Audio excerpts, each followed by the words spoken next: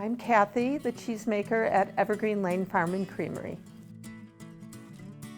We have primarily La Mancha goats, and their characteristic is they have little tiny ears. People often ask, when we cut their ears off, and we don't do that at all, but they just have little tiny ears, and they're great dairy animals. They're large, they're fairly calm.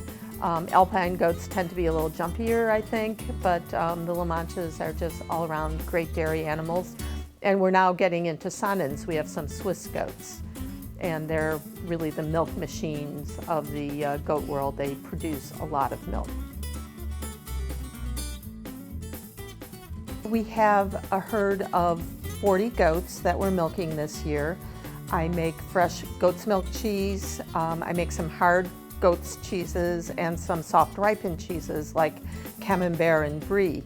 We also are making cheese from water buffalo milk. So we've rolled out a cheese called Bufala di Flora, which is a Camembert style buffalo milk. They're not fed on grain at all, so you can smell and taste the sweetness of the grass in the product.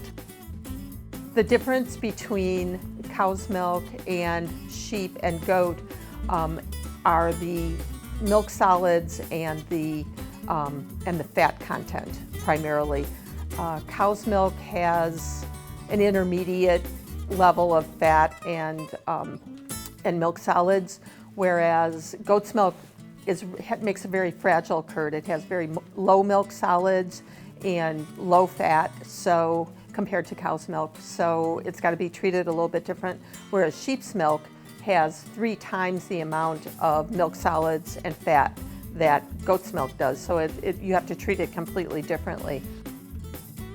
People come to the farm and buy cheese. They come and look around. That's a big part of the experience, that they're able to walk around and pet the goats and get to know them a little bit, and it's just a total experience, and we're trying to make it into a destination.